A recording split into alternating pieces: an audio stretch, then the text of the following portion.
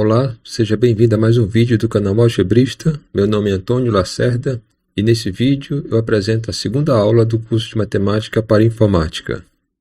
O tema da aula de hoje é aritmética. A matemática pode ser dividida em várias áreas. A aritmética é a área da matemática que trata das quantidades. A geometria é a área da matemática que trata das formas.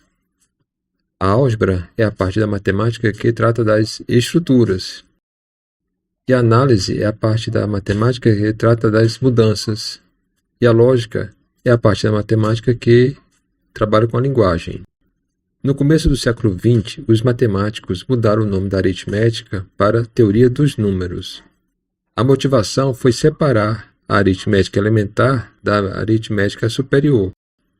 Mas aí então isso causou um problema linguístico.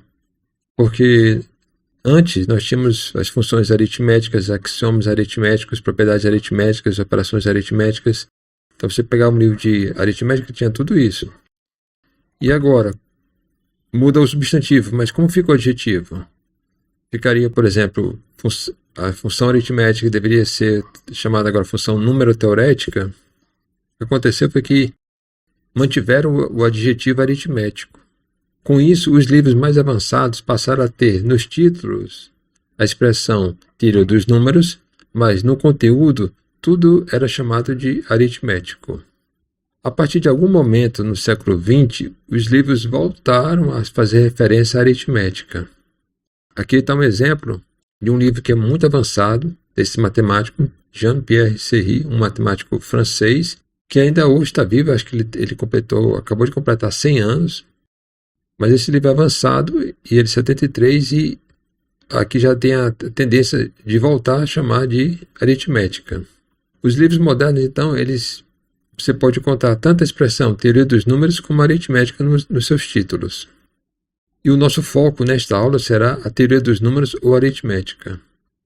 E aqui nós temos uma frase dita por um dos maiores matemáticos que já existiu, o Gauss. Ele disse: a matemática é a rainha das ciências e a aritmética é a rainha da matemática. Como essa frase foi dita lá no início do século XIX, então ele chama de aritmética. Mas aí passam-se 100 anos, e aí no começo do século XX, uma frase dita pelo matemático Dickson, ele diz: graças a Deus que a teoria dos números é imaculada de qualquer aplicação. E aqui ele já faz referência como teoria dos números, não mais a aritmética. Outra frase dita por esse grande matemático inglês, o Hardy, ele diz: a matemática pura não tem efeitos na guerra. Ninguém descobriu ainda nenhum propósito bélico fornecido pela teoria dos números. De novo aparece a teoria dos números, aqui é início do século XX. Aqui eu recomendo o filme O Homem que Viu o Infinito, que vai falar da vida do Ramanujan, que é um matemático indiano. E este aqui com o guarda-chuva é o ator Jeremy Irons. Ele está interpretando justamente o matemático Hardy.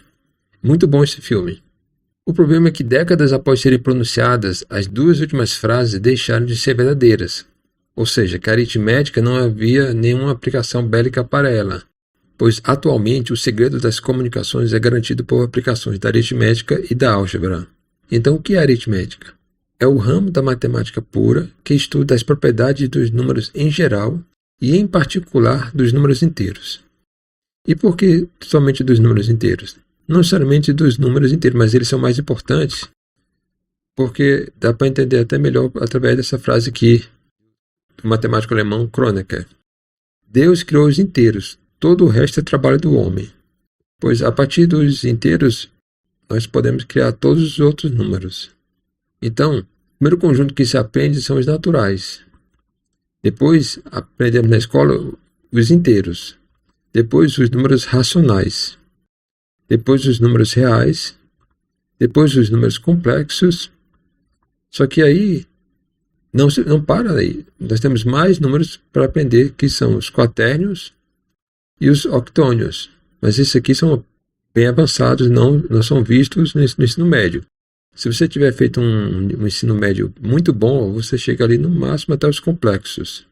Outra dúvida que aparece muito é se o zero faz parte ou não dos números naturais. Em algum lugar você vai ver essa definição de naturais contendo o zero, em outros lugares não contém o zero. Eu vou desconsiderar essa definição e, para nós, então, o zero faz parte dos números naturais. E para os números inteiros, envolve os números positivos, o zero e os negativos. O zero, então, não é positivo nem negativo. E a letra escolhida para representar o conjunto dos inteiros é a letra Z, que é a inicial da palavra Zahl, que significa número em alemão. E aí o conjunto dos inteiros tem alguns subconjuntos especiais. O primeiro deles é um conjunto dos inteiros não nulos. Quando você vir um asterisco, eu vou até destacar aqui com o mouse, o asterisco significa que o zero está ausente de um conjunto, tá? Não somente aqui no Z, mas toda vez que você vir que tem um asterisco, significa que o zero está ausente. Isso é um padrão da matemática. Agora nós temos também o conjunto dos inteiros não negativos, que é o Z+, esse daqui que eu vou também destacar com o mouse, o Z+. E aí significa que está fora os números negativos, então entra o zero e todos os positivos. E da mesma forma tem um conjunto dos inteiros não positivos, que aí estão fora todos os positivos e aí entra o zero e os negativos. Esse conjunto é representado pelo símbolo Z-.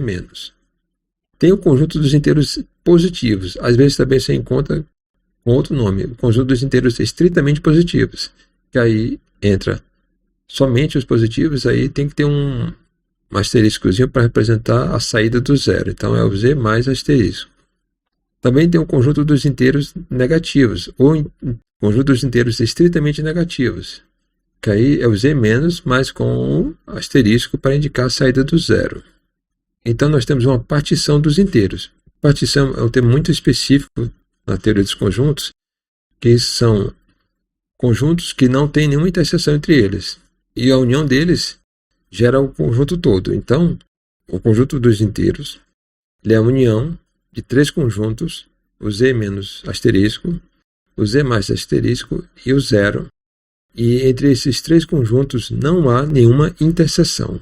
Nesta primeira parte do curso, consideraremos nosso conjunto universo os inteiros não negativos. Depois, lá no segundo bimestre, que os números negativos vão entrar. Chegamos ao fim da aula. Força e honra. Espero que tenham gostado. Tchau.